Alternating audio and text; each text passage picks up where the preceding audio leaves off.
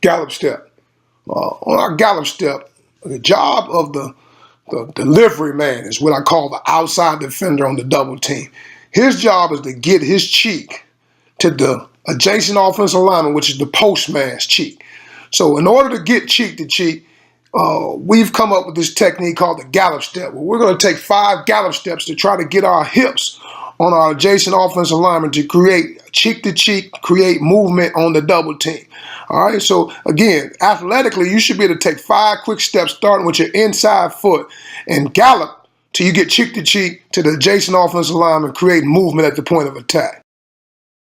All right, we do the gallop step as well on the boards and in the chutes. Again, just another opportunity to get some reps at our gallop steps, to master our gallop steps. We believe in getting multiple reps. If you can continue to do things over and over again, it becomes we become creatures of habit. So we want to keep getting reps and doing the same thing over and over again. All right, you'll see these young men right here doing the same thing, taking 5 quick gallop steps in the chutes. Now, we take that on our progression, we take that right into our Crawford sled. So we want to do the same thing, trying to take 5 quick gallop steps and deliver a great blow on the Crawford sled and finish through. Now, you'll see this young man right here. He doesn't want to have his outside arm on the defender. He wants to have that outside arm free. So if he has to come off the double team, he's able to have a free access arm so he can get off on the over call.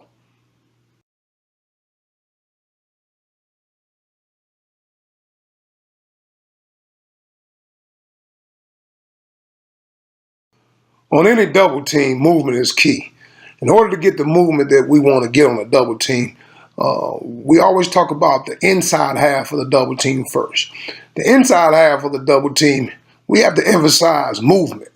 But as being the inside man on the double team, our eyes have to be on the backside linebacker. So we want to emphasize movement by our lateral lead step as the covered guy. But our eyes, again, we want 4 eyes on the backside linebacker, the 2 eyes of the inside guy as well as the 2 eyes of the outside guy.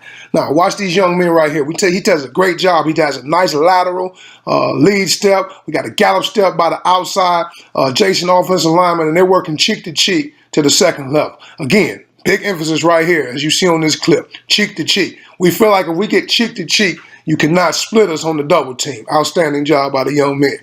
You'll see the right guard, right tackle. They do a good job, again, getting movement and getting cheek to cheek at the point of attack. We want to emphasize movement, vertical movement. Now, on this practice rep here, again, emphasis is, again, cheek to cheek so we can get vertical movement. And then if we get flow over the top to the backer that we're working to, we get an overcall, and we want to intercept the linebacker at the point of attack.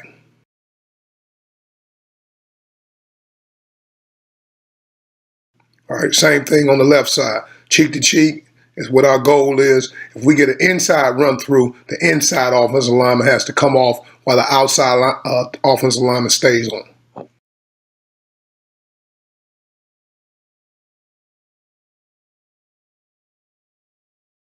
Now, here's a bad rep. We don't do a great job of getting cheek to cheek, and we don't come off on the linebacker that's inside. We have to do a better job of that. Now, again, good rep right here. The young man getting movement on the double team. Again, we don't want to come off the double team until we get the linebacker depth or the linebacker gets to our depth. So we want to emphasize movement, and we want to build a wall on that linebacker that's trying to get over the top. Again, good job right here by the right tackle, right guard. Movement on the double team, and we don't come off the double team until we get the linebacker depth or the linebacker gets to our depth. Outstanding job by this young man. The skip pull. Here at Southern University, we teach the skip pull for our pulling offensive linemen and our power play. Skip pull is extremely important. And how we teach the skip pull here is very, very important. You have to be athletic. All right, you have to be athletic and you got to be able to run.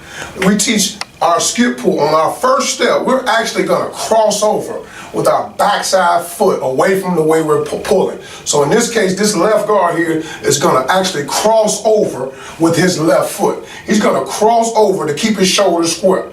On his second step, all right, he's going to have his shoulders square.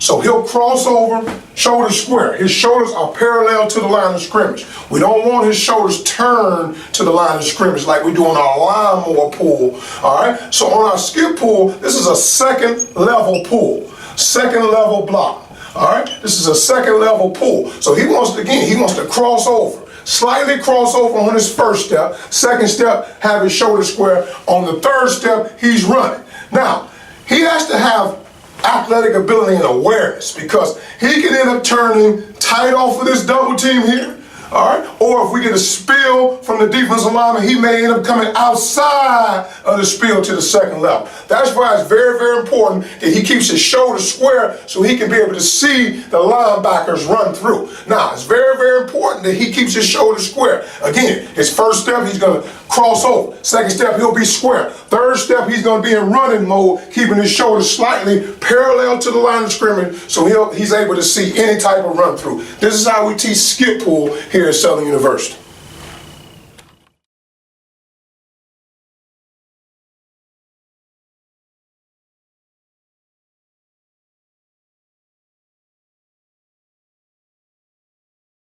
Skip pull.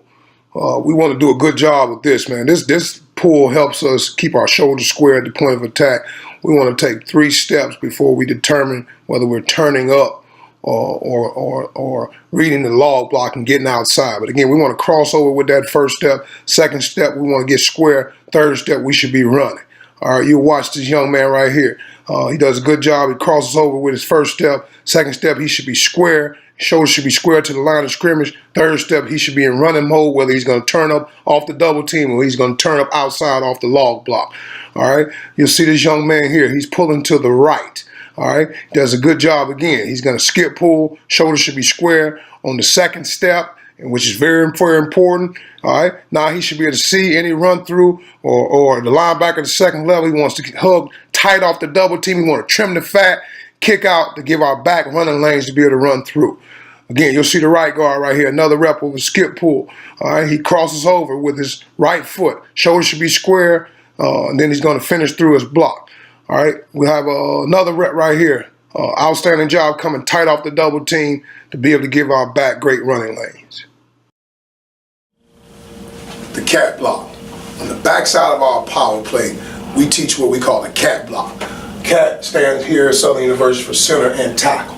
Now, on this cat block, it's very, very important that we understand that this center is responsible for the backside A gap, but this tackle and this top drawing here is responsible for the B and the C gap. So now, as this tackle comes to the line of scrimmage, he looks inside. There's nobody immediately in his B gap. So he don't have to be as aggressive in his B gap, but he wants to make sure he secures this B gap just in case we get a run through from the backside linebacker. So he wants to make sure he steps lateral to secure the B gap, especially when there's no immediate threat at the line of scrimmage on the B gap. But once he takes away and makes sure he secures the B gap, he's going to flip his hips back into the C gap and take care of that C gap defender, which is in this case going to be this defensive end. Because we know that we're going to get a center blocking the backside A gap. The tackle's first going to protect the B gap for run through, and then C gap for hinge and drive block.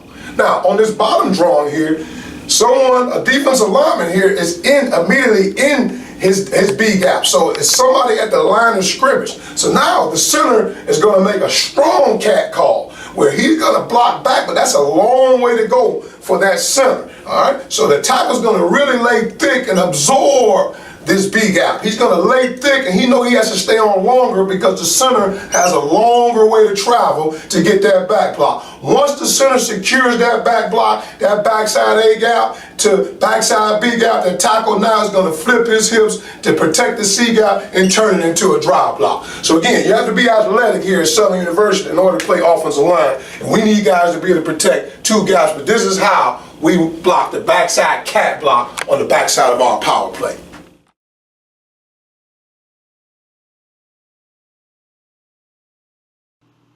Cat block. This is between our center and our backside tackle.